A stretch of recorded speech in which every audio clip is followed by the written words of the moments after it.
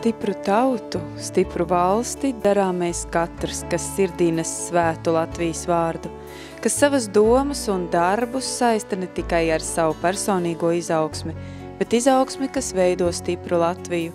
Latviju kā suverēnu valsti, Latviju kā mājas, Latviju, uz kuras zemes stāvot mēs saucam par savējo dzimteni. Nereiz vien kāds sacīs, mēs tauta maza, ko gan spējam, tad, lai tas paraugās taisnībai acīs, cauri gadsimtiem tā pastāvējusi, gudrus prātus izaudzinājusi un iespējams pasaules vēsturi mainījusi. Vajag tikai apzināties, cik savā mazumā mēs esam bagāti. 18. novembrī mēs atzīmēsim 95. Latvijas valsts proklamēšanas gada dienu. Latvijas valsts veidošanā un tautsaimniecības attīstībā liela loma ir Rīgas Tehniskajai universitātei, kuras vēsture aizsākās jau 1862. gadā.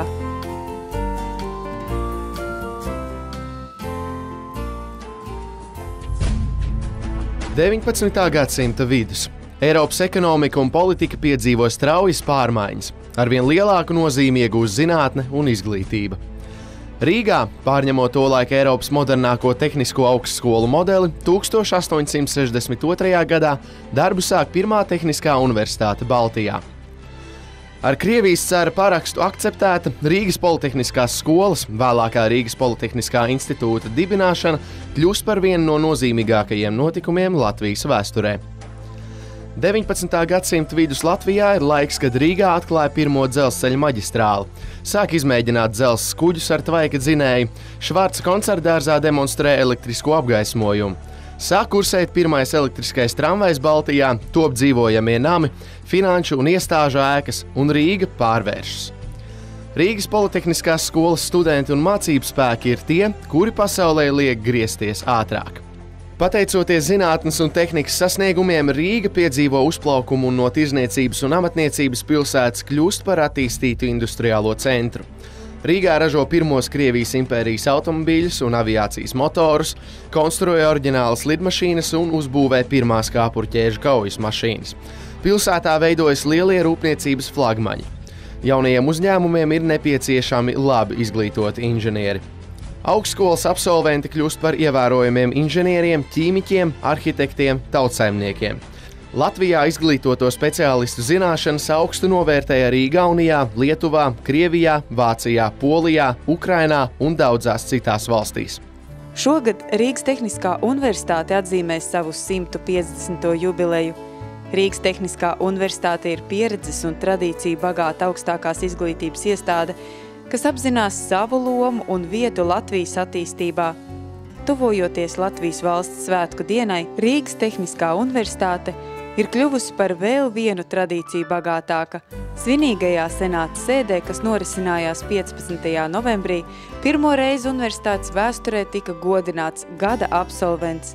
Gada absolvents ir tituls par ieguldījumu RTU un Latvijas sabiedrības labā, izaugsmē un attīstībā izglītības jomā zinātnē, inženierzinātnēs, tehnoloģijā, ekonomikā, kultūrā vai sportā. Pateicoties RTU rektora un RTU absolventu asociācijas iniciatīvai, RTU senāts šogad pirmo reizi RTU vēsturē ir pieņēmis lēmumu reizi gadā nominēt RTU goda absolventu. Tādējādi pateicoties saviem absolventiem par nozīmīgo personīgo ieguldījumu RTU attīstībā un arī saiknes ar darba devējiem veicināšanā. Un RTU absolventu asociācija šajā gadā šai nominācijai izvirzīja 5 absolventus.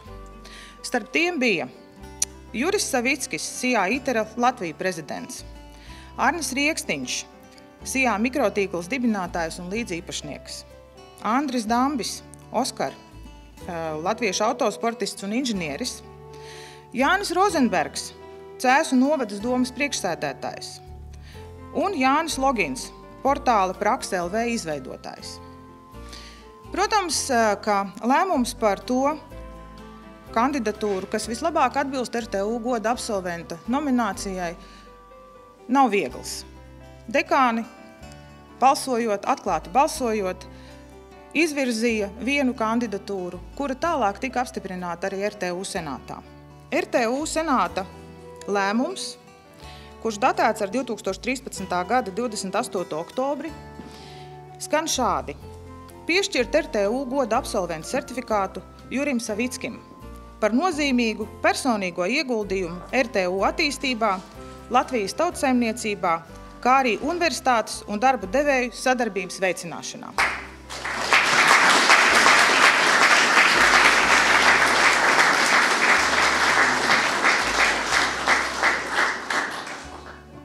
Es domāju, ka nav jau labāka mācība iestāde par RPI, par RTU. Mums tas ir tautsaimniecības pamats. Vislabāko cilvēku kalpu, tā es uzskatu, lai neapvainojās Jelgavnieki, lai neapvainojās mūsu universitāte, bet es uzskatu, te tiek mācīts ļoti tiešas, konkrētas lietas, faktiski bez kurām cilvēka dzīve, man liekas, mazlietiņās, es negribētu teikt, varbūt nav tik daudz pilnveidīgi.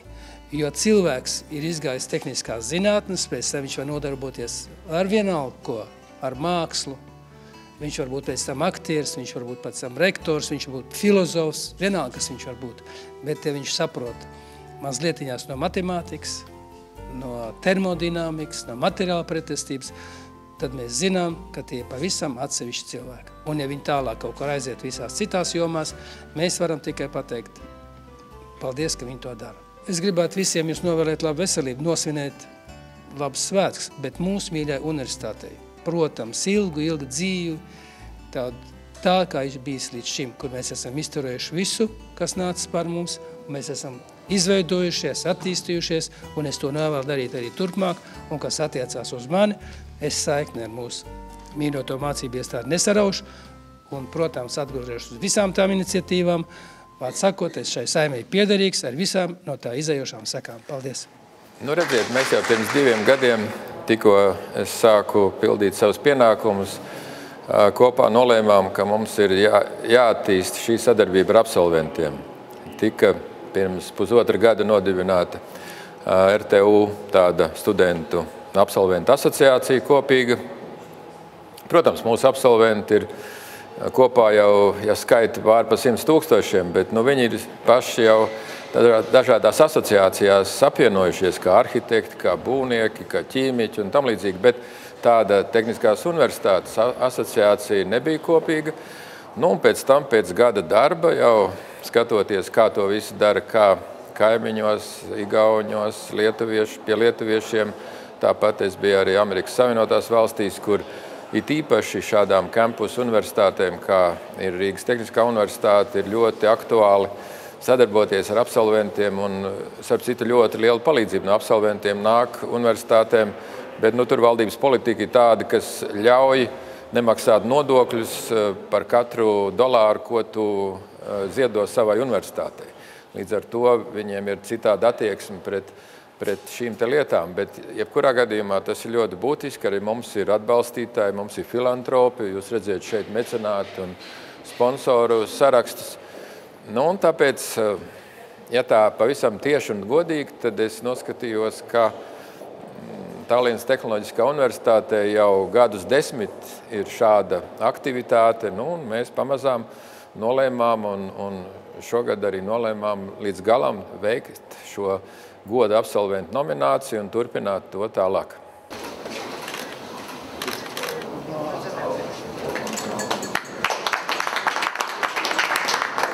Vārds mūsu absolventu asociācijas valdes priekšsēdētājs. Lūdzu.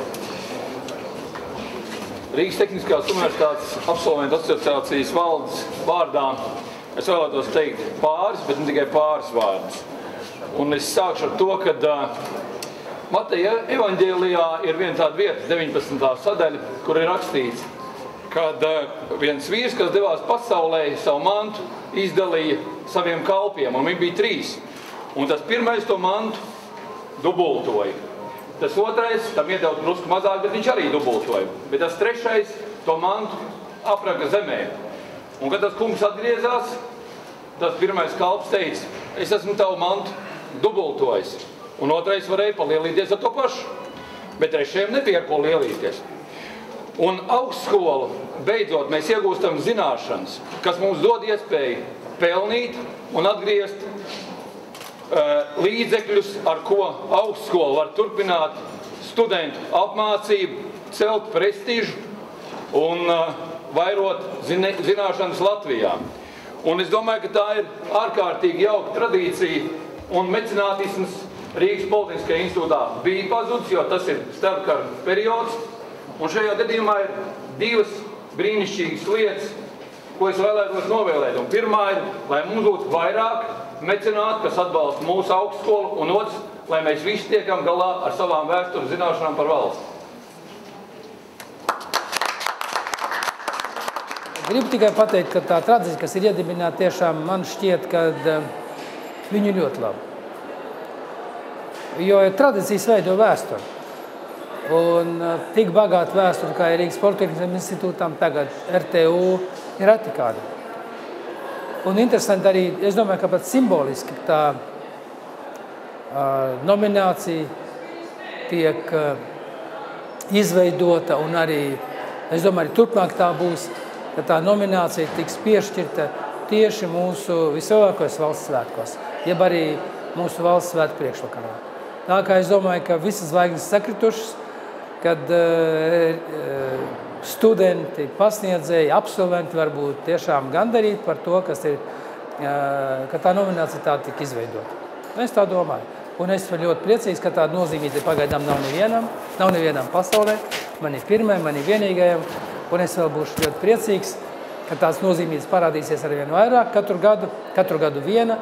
Tā kā es ceru, ka pēc 10 gadiem mēs pirmie salasīsimies kopā un izveidosim tādu nelielu klubu. Juris Savickis ir atbalstījis augstākās izglītības attīstību Latvijā kopš 2007. gada, finansiāli atbalstot stipendiju un balvu piešķiršanu topošajiem un esošajiem arhitektūras nozares speciālistiem. Papildus studentu stipendijām ik gadu ar Juris Savicka atbalstu tiek piešķirtas 2 gada stipendijas ievērojamiem Latvijas zinātniekiem un radošiem praktiķiem par izcilu veikumu vai mūža devumu vides, zemes un ģeogrāfijas zinātnēs vai par nozīmīgu vides izstrādes sistēmu veicināšanu. Kopā ar Juris Savicka atbalstu RTU ir saņēmis vairāk kā 100 000 latu atbalstu stipendijām, zinātnieku balvām un RTU 150 gadu jubilejas organizēšanai. Juris Savickis ir aktīvs sabiedriskajā un sporta dzīvē. Pateicoties viņam ir izveidota Rīgas Dinamo hokeja komanda, kas pārstāv Latviju KHL, kā arī realizētas un atbalstītas vairākas citas sabiedriskas iniciatīvas. Es no savas puses varu teikt, tā kā es esmu elektriķis, tad ilgus gadus Savicks kungs ir Pasaules enerģētikas padomes Latvijas Nacionālās komitejas sastāvā. Viņš sponsorē atbalsta Enerģija un Pasaule žurnāla iznākšanu jau ilgstoši. Tagad tas ir jau izveidojies par starptautisku žurnālu. Tāpat kā ITER Latvija vadītājs caur mūsu attīstības fondu. Daudz stipendijas jau daudz gadu garumā tiek piešķirts dažādu jomu, enerģētikas un arī veselības un tādas vidas plānošanas nozarēs. Un tas kopumā, un ņemot vērā pagājušā gada jubilejas gada arī finansiālo atbalstu universitātei, bija tas, kas nosvēra šos svaru kausus pa godu par labu Jurim Savickim. Juris Savickis, iegūstot titulu gada absolvents, ir kļuvis par pirmo absolventu, ar kuru šī tradīcija tiek aizsākta, iezīmējot un akcentējot ik katra līdzdalību un atbildību savas tautas vēstures veidošanā un veiksmīgā attīstībā. Es gribētu novēlēt visai Latvijas tautai darīt visu iespējamo, lai maksimāli ieguldītu tieši zināšanās mūsu jauniešos. Jo tikai tādi zinoši jaunieši, ne tikai studenti un absolventi pēc universitātēm, bet arī vidusskolēni un visi jaunieši, kas ir ļoti augsti izglītoti, ir tas Latvijas pamats, kas noturēs mūsu valsti ilgtermiņā par spējīgu un attīstīties šajā globalizācijas laikmetā. Es ļoti esmu laimīgs, kad arī mūsu RPI, RTU tāds ļoti laba pagātne, nākotne, šodiendien. es domāju, ka tā ir kolosāla augstskola. Un ņemot vērā visu tās attīstības plānu, infrastruktūras plāns, kas jau faktiski ir izveidoti, mūsu universitāte tikai augsts, paliks labāk, lielāk. Un tas ir tautsaimniecībā liels ieguldījums. Jo faktiski mēs jau zinām, ka tautsaimniecībā inženierzinātnes jau dod to lielāko pienesumu. Kādam tas ir jādomā idejas, jāsaražo, jāattīst, jāpārvērt loģistika un tā tālāk. Un to izdara inženierzinātnes. Tas ir RPI, tas ir RTU, un ar to es esmu priecīgs atkal, kad tieši tas galvenais un esam tur bijuši iekšā. Un par to es gribētu pateikt arī paldies augstskolai par to, ko es arī šodien daru. Bez tās izglītības, ko es esmu saņēmis šajā mācību iestādē, es, protams, nebūtu tik labi orientējies enerģētikas biznesā, kāds ir šodien, kurā es esmu iekļauts. Un šajā globalizācijas periodā, kad katra valsts, katra sabiedrība, katra tauta un katra ģimene un katrs cilvēks meklē sev vietu, kas nav vienkārši. Es domāju, tā pareizā osta ir ģimene. Uz pareizās ģimenes viss balstās. Un, lai cik aktīvi citas grupas kaut kādā veidā darbojās, bez ģimenes nav nākotnes ne tautai, ne valstī, vispār ne cilvēcei, ne civilizācijai. Un es domāju, mēs to nekad nedrīkstam aizmirst. Un mūsu tauta savām tradīcijām stiprina šo domu. Un es domāju, ka mūsu tautā tas spēks arī ir tamdēļ, ka ģimene mums vienmēr ir bijusi un būs vislielākā vērtība. Šajos svētkos es gribu visiem novēlēt, nosvinēt tos svētkus, kā ir, un visiem vēlu labu veselību, lai tikpat labi, kā šodien mēs varam nosvinēt arī 100. gada dienu mūsu valstī.